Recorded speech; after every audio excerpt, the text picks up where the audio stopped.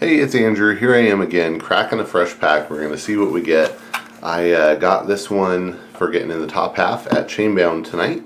Picked a Call of the Archons deck because I thought if I'm going to get something that's going to take me into, Vault Tour worthy level in for Archon, it's probably going to be Call of the Archons deck. But I wouldn't count on that. But I've also been opening a lot of blue packs lately, so figured I should do this one. So here we go. Here it is, and this is Capella, the Armorer of Merway, and we got Mars, Brobnar, and Shadows. That's an interesting combination here, and especially in Call of the Archons. That's going to be real interesting. There's no Grunt Buggy here to save us. But we could get some interesting stuff. Interesting stuff in Shadows too. You never know. You never know when you're going to get that Fagin Speed Sigil or something weird like that. All right. And Call the Archons Mars is so combo heavy. So if we get a couple Squawkers, maybe soft landings, things like that, we could be pretty happy. All right, let's see what we get. Starting with Brobnar, we have a Loot the Bodies. Okay, that could be a good start. Loot the Bodies says when you play, and for the remainder of the turn, you gain an amber each time an enemy creature is destroyed, and it's an action, of course. Punch goes nicely with Loot the Bodies. It's an action with a bonus amber, and when you play it, you deal 3 damage to a creature. Gauntlet of Command is an artifact that exhausts to let you ready and fight with a friendly creature. That's pretty good. Wouldn't have minded having 2 of those, but one's good. Valder is a 6-power giant who deals plus 2 damage while attacking an enemy creature on the flank. Earthshaker is a 7-power giant who on play destroys each creature with power 3 or lower. Now that can be pretty crazy. That can be pretty strong. I'm a little scared about it with Shadows and Mars in here because they have a lot of small creatures. So we'll see how it works out. Oh, we got 2 of those. That's interesting. Headhunter is a 5-power giant who, after fighting, gains you an amber. That is real nice. Hebe the Huge is a 6-power giant knight who, after being played, deals 2 damage to each other undamaged creature. And boy, that's interesting. That's some strong board control there. It's just, it will hurt our own stuff too. That's the interesting part about it. Wow, this is, I'm so happy. It's a Khalifi Dragon. I love Khalifi Dragon so much. And by the way, we have 3 more cards to get through, but Khalifi Dragon's crazy. It's a 12-power creature. It's a dragon. And it can't be played unless you have 7 or more amber. And when it fights or reaps, you gain an extra amber, and you deal 5 damage to a creature. And I don't, this, if you get it out, it can win games for sure. But, having this card in your deck is not necessarily a game winner, but it's just a really fun card, and I'm really happy to have a second one. Awesome. My other deck that has this is one of my favorite decks. I keep going back to it. It's not my best, but I keep going back to it because it's so fun. Alright, that's cool. King of the Crag is a 7-power giant that makes each enemy Brobnar creature get -2 power. This is actually like crazy good if you're playing against an AoA deck because, especially if they have like Grunt Buggy or Might Makes Right, you're making their life real hard. We have a Smash. Smash is a 5-power giant who, after being played, stuns a creature. That's cool. And then a War Drummer. War Drummer is a 3-power goblin who, after being played, returns each other friendly Brobnar creature to your hand. So that's a little bit, I don't love that with the Khalifi Dragon, although, if you have to, you just discard that. War Drummer is really good with Smash. He's also good, if you have some creatures out that they have some damage, you want to heal them up. There's a lot of creatures in here, so we have a good chance of actually getting money off our loot the bodies, assuming we can keep some creatures on the board, but I think we probably can. We only have one bonus amber in this whole spread, but I think, you know, there's a decent chance that we can actually burst up to 7 and get the Khalifi Dragon just because of the loot the bodies. I mean, you have a loot the bodies and you play an Earthshaker, and you're probably there. So, okay, cool. All right, that's real interesting. All right, on to Mars. Deep Probe, and this is one of my favorite Mars cards because Deep Probe is a skill card. Deep Probe rewards you for reading your opponent's setup. Deep Probe is an action with the bonus amber. When you play it, you choose a house, you reveal your opponent's hand, and you discard each creature of that house that's revealed this way. So I say Sanctum, I reveal my opponent's hand, and I discard all their Sanctum cards. That's really good. If you can hit it. You know, if you don't hit it, it's just an amber. I wouldn't have minded having 2, but that's real good. And it's good. Okay. Orbital Bombardment is an action with a bonus amber, and when you play it, you reveal any number of Mars cards from your hand, and for each card revealed this way, you deal 2 damage to a creature, and you can choose a different creature each time. That's good. We're probably going to have a couple cards in our hand. Phosphorus Stars. I don't love this one. It's an action that on play stuns each non-Mars creature and gains you 2 chains. I just don't love it. I can imagine circumstances where it's nice. I don't love it. And I'm glad we only have one. One, you know, we might be able to find a good use for one, so I'm not going to cry about that. Sample Collection, we don't want to get till late in the game. It's an action that on play puts an enemy creature into your archives for each key your opponent has forged. And if any of these creatures leave your archives, they are put into their owner's hand instead. The great thing about this is we could get a little more archives in Mars, but probably not much. And so we probably, we probably get to just keep that stuff. It's effectively a purge. And that said, you really need to get it late for it to be good. Incubation Chamber is an artifact that has Omni, reveal a Mars creature from your hand. If you do, archive it. We haven't seen any Mars creatures yet, so that's going to be interesting. But this can be really nice for setting up a cool Mars turn, and that is counter-synergistic with the sample collection, so that's kind of interesting. But you know, this is good early. The Incubation Chamber is good early, whereas the sample collection is good late, so maybe they do work out okay in that regard. Oh, Grabber Jammer, I'm really happy about this. Grabber Jammer is a 4-power robot with 1 armor that says your opponent's keys cost +1 amber, and after it fights or reaps, you capture an amber. So that's cool. This is really nice for amber control in Mars.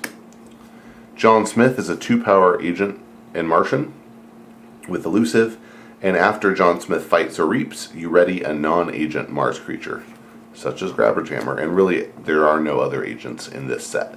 There is an agent in AOA, another agent, but there are no other agents in this set, just John Smith. Mindhorper is a 2-power Martian scientist with elusive, and it can exhaust to choose an enemy creature and make it capture 1 from its own side. This is effectively a steal, it's just slow, because you have to actually kill the creature before you get it, but it can be quite good, and you can imagine, you know, having the John Smith and this, you get to do that twice maybe. That's pretty good.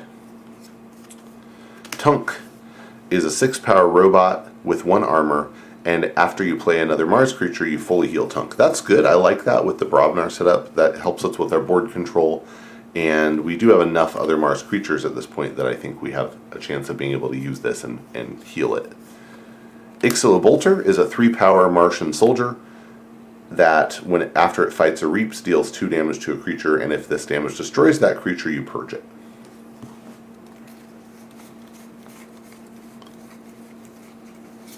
Two more to go.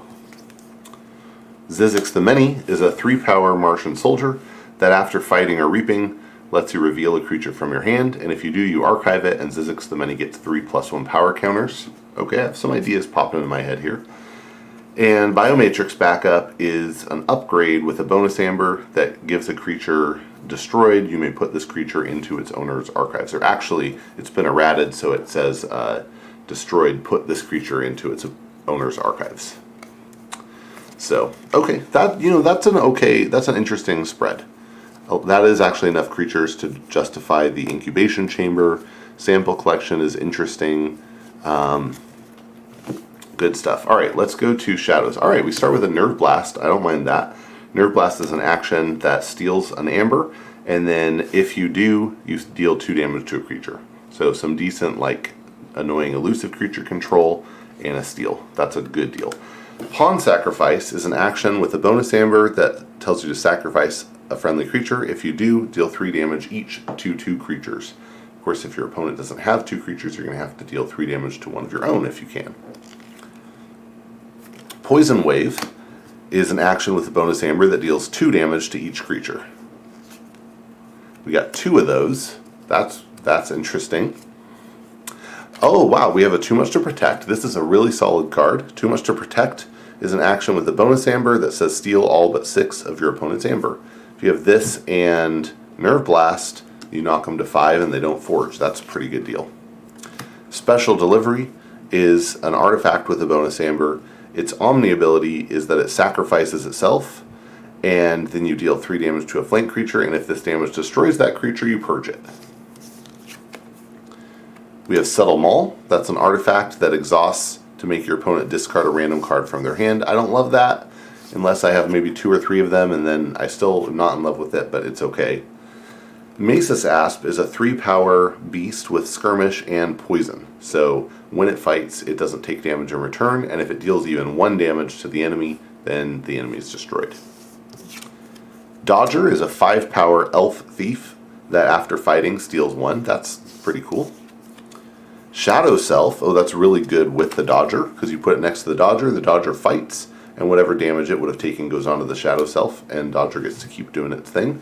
Shadow Self is a 9-power specter that deals no damage when fighting, and damage dealt to its neighbors is dealt to it instead. Wouldn't have minded 2 of those, but that's okay.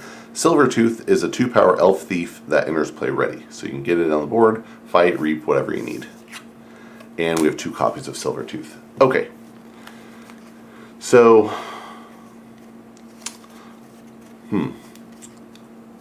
right off the bat, the thing I'm most worried about with this deck is it has a lot of little creatures. 2 Silvertooths, Masus Asp, Zizix, Bolter, Mind Warper, John Smith, War Drummer. And these are all cards that instantly die to an Earthshaker. You play that Earthshaker, and all those creatures I just ran through instantly die. Not to mention that they died to Poison Wave.